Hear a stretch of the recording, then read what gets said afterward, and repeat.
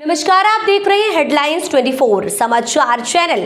आइए रुक करते हैं आज की खबरों की ओर। केंद्रीय कार्य समिति का गठन एवं 6 सूत्र प्रस्ताव सर्वसम्मति से प्रस्ताव पारित किए। समसेरिया भोपाल मध्य प्रदेश अखिल भारतीय बसोर समाज विकास समिति के राष्ट्र महासचिव संगठन के केसर समसेरिया एवं अशोक समसेरिया ने अवगत कराया कि भोपाल में श्री केडी राही संस्थापक के मुख्य अतिथि एवं श्री विजय कुमार कुंडलेकर राष्ट्रीय अध्यक्ष की अध्यक्षता में संपन्न हुआ। इस मौके पर श्री विजय कुमार कुंडलेकर द्वारा केंद्रीय कार्य समिति का गठन एवं 6 सूत्र प्रस्ताव सर्वसम्मति से प्रस्ताव पारित किए, जो इस प्रकार है। प्रस्ताव क्रमांक 3 अनुसूचित जाति जनजाति के आरक्षण में उप वर्गीकरण के माननीय सर्वोच्च न्यायालय के निर्णय के संबंध में स्वागत एवं आभार प्रदर्शित करते हुए महामहिम राष्ट्रपति महोदय एवं माननीय मुख्य न्यायाधीश महोदय, माननीय सर्वोच्च न्यायालय एवं केंद्र सरकार को पत्र लिखे जाने हेतु सर्वसम्मति से अनुमोदन। प्रस्ताव क्रमांक 4 राष्ट्रीय स्तर पर बसोर जाति एवं उसकी उपजातियों को एक मंच पर लाने के लिए बास शिल्पकार समाज का संबोधन करने के लिए सर्वसम्मति से प्रस्ताव अनुमोदन। प्रस्ताव क्रमांक 5 दिल्ली प्रदेश की अनुसूचित जाति की सूची में बसौर जाति एवं उसकी उपजातियों का नाम सम्मिलित कराने हेतु विचार विमर्श कर निर्णय।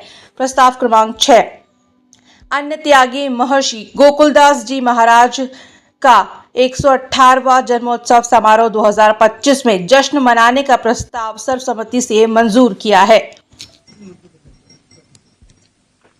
मैं विजय कुमार कुंडलेकर अखिल भारतीय बसोर समाज विकास समिति का राष्ट्रीय अध्यक्ष हूं।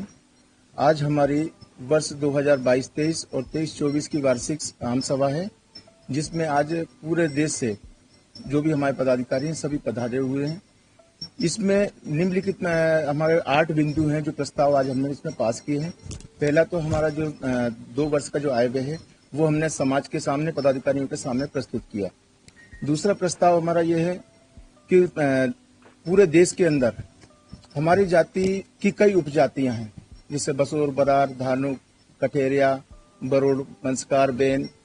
हमने एक प्रस्ताव इसमें ये रखा है कि हम ये सभी जातियों को केवल एक प्लेटफॉर्म पर लेके आए, बांस शिल्पकार समाज के नाम से हम लोग सभी जगह जाने जाए। तो देश में हम लोग ये प्रचार प्रसार करेंगे आगे चल के कि हम पूरे देश के अंदर एक ही नाम से प्रसारित हों कि हम बांस शिल्पकार समाज के नाम से जाने जाएं। तीसरा, ये दिल्ली प्रदेश की जो दिल्ली भारत की राजधानी है उसके अंदर बसोर जाति का नाम जो एससी की सूची है उसमें नाम दर्ज नहीं है। जो लड़ाई हम काफी लंबे समय से लड़ रहे हैं, उस लड़ाई को हम आगे और बढ़ाने के लिए और उसको प्रबल रूप देने के लिए वो प्रस्ताव भी हमारे बीच में रखा है। आज हम रखेंगे सभा के बीच में और उसको पारित करेंगे कि आगे हमें क्या करना है।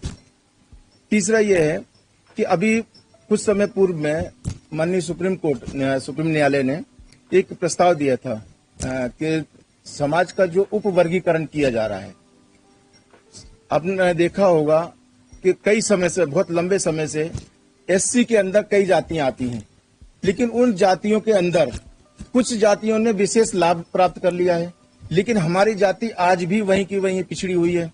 उन जातियों को लाभ नहीं मिल पाया है। तो हमारे जैसी कई और भी जातियां हैं, उनको अगर सुप्रीम कोर्ट ने यह फैसला सुनाया है, वो हमारे पक्ष में आया है कि जिन जातियों को पहले लाभ मिल चुका है और जिनको नहीं मिला है, अब उनको हम आगे बढ़ाएं ताकि उनको समकक्ष एक प्लेटफॉर्म पर लेके आ सके। तो उसके लिए हम लोग धन्यवाद ज्ञापित करेंगे माननीय न्यायालय का, माननीय राष्ट्रपति महोदय का और केंद्र सरकार का कि जो प्रस्ताव आया है वो बहुत सराहनीय है। हम उसके साथ में चलेंगे आगे।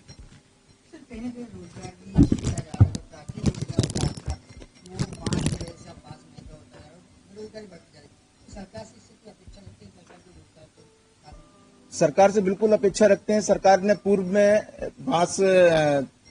बांस बोर्ड का एक गठन किया था। वो गठन लेकिन गठन ही रह गया, उस पे अच्छे व्यक्ति की नियुक्ति नहीं हो पाई।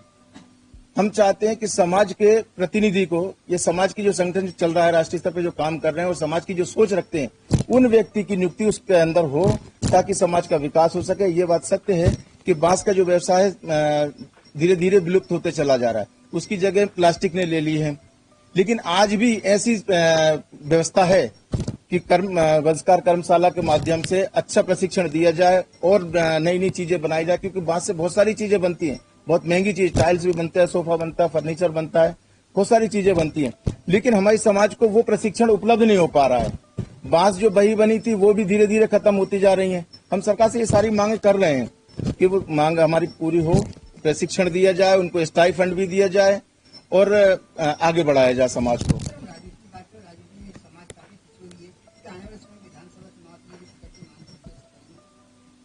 देखो, हमारे समाज के सभी पार्टियों में पदाधिकारी हैं, काम कर रहे हैं, कार्यकर्ता हैं। अब ये पार्टियों को सोचना है कि इस समाज को अगर ये लेके चलते हैं तो आगे चल के कहीं ना कहीं हम फायदा मिलेगा, और अगर ये समाज को छोड़ देंगे तो स्वाभाविक है संगठन कुछ ना कुछ आगे विचार करेगा उसके लिए। मध्य प्रदेश में लगभग 20 लाख के आसपास होगी। फिलहाल के लिए इस खबर में इतना ही। बने रहे हेडलाइन 24 समाचार के साथ। नमस्कार। ऐसी खबरों में बने रहने के लिए हमारे चैनल को लाइक, सब्सक्राइब जरूर कीजिए।